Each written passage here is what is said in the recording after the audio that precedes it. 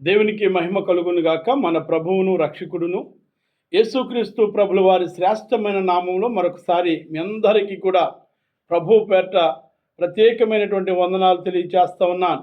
ఆయా స్థలాల్లో ఉంటూ దేవుని వాక్యాన్ని వీక్షిస్తున్నటువంటి మిమ్మల్ని, మీ కుటుంబాలను దేవుడు బహుగా దీవించి ఆశీర్వదించునుగాక. మీకున్నటువంటి ప్రతి పరిస్థితిని దేవుడు అనుకూలంగా మార్చునుగాక. నువ్వే అవసరతలు కలిగి ఉంటున్నావో, ఏ ఒక స్థితిగతుల్లో మీరు ఉంటున్నారో, మీ అందరినీ దేవుడు దర్శించి మీకున్నటువంటి ప్రతి వాంఛను తీర్చే దేవుడు మన దేవుడు. ప్రభువు మాట వినండి. ప్రభువు మనందరి కొరకు అనేకమైనటువంటి గొప్ప కార్యాలు చేయడానికి ఇష్టపడుతున్నటువంటి దేవుడు.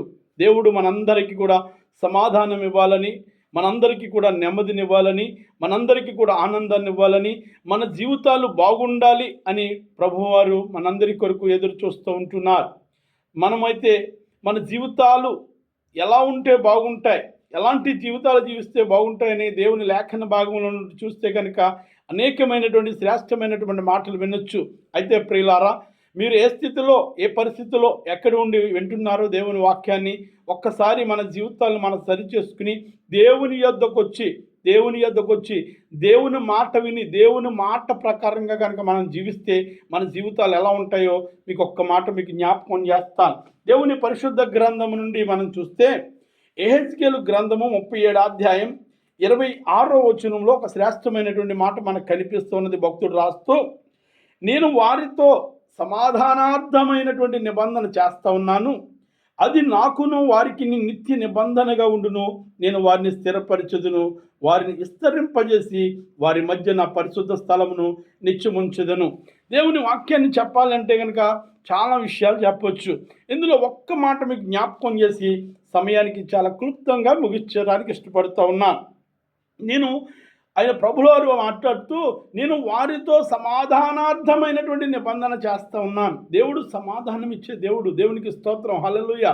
దేవాది దేవుడు మనందరికీ కూడా సమాధానం ఇవ్వడానికి లోకానికి వచ్చారు. అందుకని ఆయన పేరులో ఒక పేరు, మంచి పేరు ఏంటంటే, యెషయా గ్రంథం 9వ అధ్యాయం 6వ వచనంలో కనుక మనం చూస్తే, ఆయన సమాధానకర్త, అధిపతి అని ఆయనకు పేరు పెట్టబడును. ఆయన పేరుకు తగినటువంటి మంచి జీవితాన్ని జీవించినటువంటి క్రీస్తు ప్రభువు వారిని మనం చూస్తాం. ఆయన ఆశ్చర్యకరుడు, ఆలోచనకర్త, నిత్యుడగు తండ్రి, సమాధానకర్త, అధిపతి అని ఆయనకి పేరు కూడా చక్కని పేరున్నది. ఆయనకి ఏ పేరైతే ఉందో పేరుకు తగినటువంటి జీవితాన్ని జీవించినటువంటి మంచి ప్రభువు మన ప్రభువు. అలాగే ప్రభువు మాట్లాడుతూ ఆయన ఏమంటున్నాడంటే, నేను వారితో సమాధానార్థమైనటువంటి నిబంధన చేస్తూ ఉన్నాను, అది నాకును వారికి నిత్య నిబంధనగా ఉండునని తెలియజేస్తూ ఉన్నారు. ఎవరైతే దేవుని మాట వింటారో వారికి సమాధానార్థమైనటువంటి నిబంధన చేస్తూ ఉన్నారంటండి. అది ఆయనకును వారికి నిత్య నిబంధనగా ఉంటుంది. అంటే నిత్యం ఉండే సమాధానం గురించి తెలియజేస్తూ ఆయన ఏమంటున్నాడంటే, మంచి మాట, సమాధానం నీకు కావాలి అంటే, నెమ్మది నీకు కావాలి అంటే, శాంతి నీకు కావాలంటే ఆయన ఒక నిబంధన చేస్తూ ఉన్నాడు. ఆయనకి నీకు మధ్య ఒక నిబంధన చేస్తూ ఉన్నాడు. ఆ నిబంధన ఎలాంటిదంటే సమాధానకరమైనటువంటి నిబంధన. నీకు సమాధానం కావాలంటే ఆయన దగ్గరికి రావాలి. నీకు సమాధానం ఎలాంటి సమాధానం ఆయన ఇస్తాడంటే, లోకం ఇచ్చినట్లు కాదు, కానీ నా సమాధానం నేను ఇస్తాను, నా సంతోషము నేను ఇస్తాను, నిత్యముండు ఆనందాన్ని నేను ఇస్తాను. ఈ లోకంలో కూడా మనం చూడొచ్చు, సంతోషం ఉందని అనుకుంటాం, ఆనందం ఉందని అనుకుంటాం, నెమ్మది ఉందని మనం అనుకుంటాం. అయితే అది కొంతసేపు కనబడి కొంతలో మాయమైపోయే ఆనందాలు, కొంతసేపు వెళ్ళిపోయే సంతోషాలు, కొంతసేపు ఉండే సమాధానాలు. అయితే ప్రభువారు ఇచ్చే సమాధానం ఎలా ఉంటుందంటే, లోకం ఇచ్చినట్లు కాదు, కానీ నా శాంతిని మీకు అనుగ్రహించి వెళ్తున్నానని క్రీస్తు ప్రభువు వారు చెప్తూ ఉన్నారు.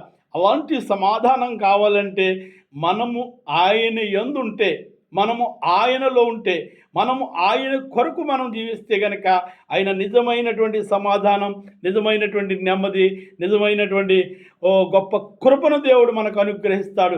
అలాంటి కృప మనకు కావాలంటే, అలాంటి సమాధానం మనకు కావాలంటే, అలాంటి నెమ్మది మనకు కావాలంటే మనం ఆయనతో నిబంధన చేసుకుని, ఆయనతో ఒప్పందం చేసుకుని, ఆయనకు నువ్వు ప్రథమ స్థానం ఇచ్చి, ఆయన మీద నీవు ఆనుకున్నప్పుడు, దేవుని మీద నీవు ఆనుకున్నప్పుడు దేవుడే నీ ఎడల గొప్ప కార్యం కార్యం చేస్తాడు.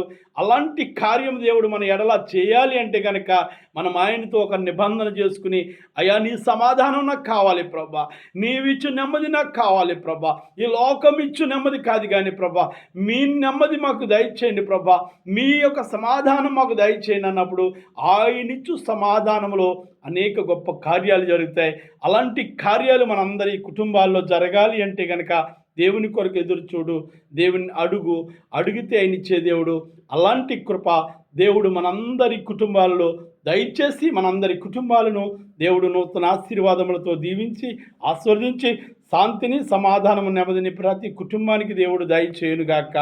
ఆమేన్. May God bless you. దేవుడు మిమ్మల్ని అందరినీ బహుగా దీవించునుగాక.